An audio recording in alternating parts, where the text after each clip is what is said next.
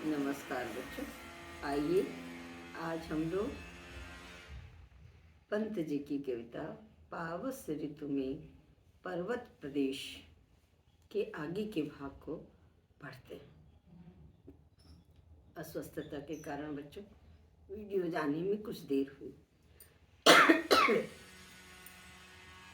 पुस्तक खोलने और कविता देखें। गिर का गौरव गाकर झरझर, मदमी नस नस उत्तेजित कर, मोती की लड़ियों सी सुंदर, झरते हैं झाग भरे निर्झर।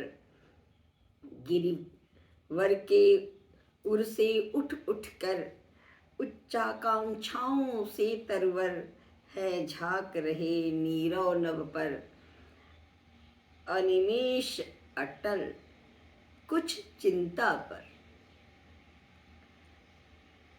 देखो बच्चे क्या कह रहे हैं। गिरि का गौरव गाकर झर झर, मद में नस नस उत्तेजित कर, मोती की लड़ियों से सुंदर, झरते हैं झाग भरे निर्झर। पर्वत प्रदेश में जो निर्झर हैं, झरने हैं, उसका वर्णन कर रहे हैं। झरने से पानी बेटा झाग भरा हुआ जल आ रहा है। कवि झरने की सुंदरता का वर्णन कर रहे हैं। झरना बहुत सुंदर लगता है, वो देखने हम लोग जाते भी हैं। तो पर्वत प्रदेश में झरने से जल की धारा बह रही है, झाग में से तेजी से जल गिर रहा है, तो झाग में से सफेद सफेद झाग बुलबुले उठ रहे हैं। उसका वर्णन करते हुए कविवर पंत कहते हैं कि गिर के का गौरव गाकर झरझर, ये झरझर झरते हुए झरने, ऐसा लगता है कि पर्वत के गौरव का गुणगान कर रहे हैं।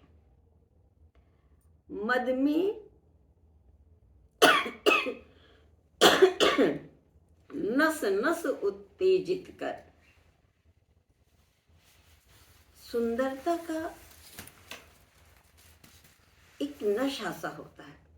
उस झरने की से जो मधुर आवाज आ रही है, जो सुंदर मनोरम वातावरण है, ऐसा लग रहा है कि एक नशा छा रहा है और नस नस में, हमारे रग रग में उत्तेजना भर रहा है, आनंद भर रहा है। ऐसा दृश्य है। मोती की लड़ियों से सुंदर।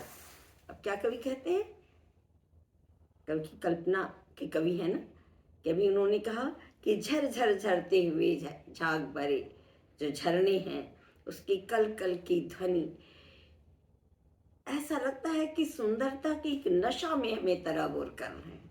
हमारी नस नस में उत्तेजना, आनंद की उत्तेजना भरते जा रहे हैं। मोती की लड़ियों से झरझर गिरते हुए झरने ऐसे प्रतीत होते हैं मानो सफेद मोती की लड़ियां झरझर करके नीचे आ रही हैं। गिरिवर के उर से उठ उठ कर, गिरिवर पर्वत के हृदय भाग से उठ उठ कर, उच्चाकांक्षाओं से तरवर, पर्वत पर, पहाड़ों पर वृक्ष हैं और न तो वो धरती के अंदर से दिखाई देते हैं न ऊपर। तो ऐसा क्या कहते हैं कि जैसे कि वो पर्वत प्रदेश के वो वृक्ष, तरवर वृक्ष ऐसे लगते हैं जैसे गिरिवर के उर माने हृदय भाग से उठ उठ कर खड़े हुए हैं और उच्च आकांक्षाओं से, ऊंची आकांक्षाओं से भरे हुए आकाश की तरफ देख रहे हैं। उनकी भी इच्छा है आकाश की तरफ ऊंचा उठने की, लेकिन अपलक निर्निमेष नेत्रों से वो आकाश को देखते हुए शांत से वृक्ष ऐसे लगते हैं जैसे कुछ चिंता है, उन्हें चिंता पर दिखाई दे रहे हैं कि इतना ऊंचा उठे, मुझे उठना है और इतना कर्म करना है आकाश की ऊंचाई लेने के लिए। इसमें वो चिंता मग्न दिखाई दे रहे हैं कवि को। देखो बच्चों, फिर से हम लोग इस अर्थ को देखते हैं। पहले आप पंत जी की थोड़ी विशेषता देख लें कि ये प्रकृति के सुकुमार कवि हैं। प्रकृति का वर्णन चित्रमयी भाषा में करते हैं। ऐसा लगता है कि हम बिना गए वहाँ सामने हमारे चित्र उभरने लगता है कि ऐसा प्रदेश है, ऐसा कुछ हो रहा है। और पहले खंड में आपने देखा ना कि क्षण क्षण परिवर्तित प्रकृति के रूप को का वर्णन करते हैं। तो चित्रमयी भाषा है इनकी, चित्र खींच रहे हैं। इस सुंदरतम के कवि हैं, तो पर्वत प्रदेश की सुंदरता को आप देखें। ये सब आप विशेष में अवश्य लिखें कि कवि सौंदर्य के कवि हैं। पावस ऋतु में पर्वत प्रदेश में होने वाले परिवर्तन को और उसकी सुंदरता का वर्णन कर रहे हैं। पर्वत प्रदेश के झरनों का वर्णन कर रहे हैं। बिल्कुल चित्र हमारे सामने उभरते चले जा रहे हैं। अब अर्थ फिर से देखो बच्चों।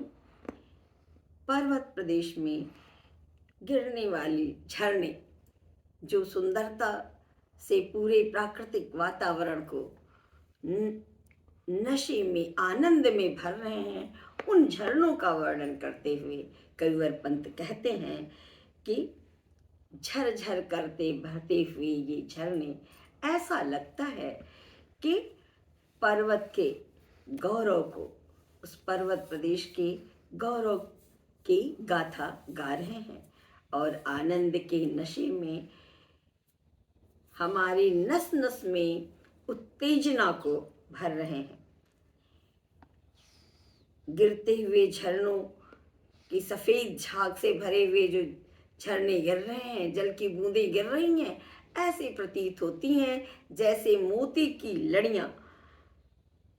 वो झाग भरे जल नहीं है, बल्कि मानो मोती की सफेद लड़ियां नीचे गिरती हुई चली आ रही हैं। गिरिवर के उर से उठ उठकर उच्चाकांक्षाओं से तरवर। पर्वत प्रदेश में वृक्ष हैं और वो वृक्ष बहुत ही सुंदर लग रहे हैं। ऐसा लगता है कि वो पर्वत के हृदय से उठ उठकर उच्च आकांक्षाओं को लिए हुए आकाश की तरफ देख रहे हैं। है झांक रहे नीरव नभ पर, अनिमेष अटल कुछ चिंता पर।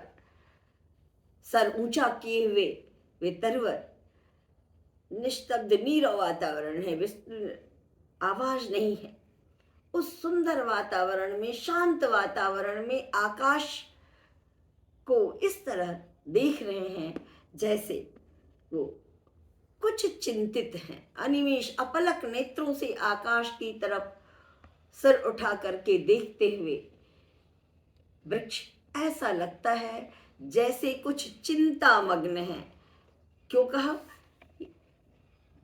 वो आकाश इतना ऊंचा उठना चाहते हैं, लेकिन उतना ऊंचा उठने के लिए क्या कर्म करना है, कैसे ऊंचे उठना है, ऐसा लगता है कि इस चिंता में वे मग्न हैं। इसलिए बिल्कुल शांत निर्निमेष नेत्रों से, अपलक नेत्रों से आकाश की तरफ निहार रहे हैं। इस तरह बच्चों अर्थ को पूरा करिए। इसमें देखिए झर झर, नस नस, उठ उठ,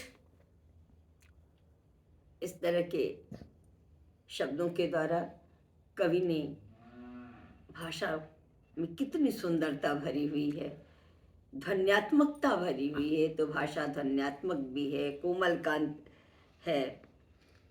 प्रकृति के सौंदर्य का, पर्वत प्रदेश में पावस ऋतु में बहते हुए झरनों का बहुत ही सुंदर चित्रण है। अलंकार आप देखिए, मोती की लड़ियों से उपमा अलंकार, झाग भरे निर्झर,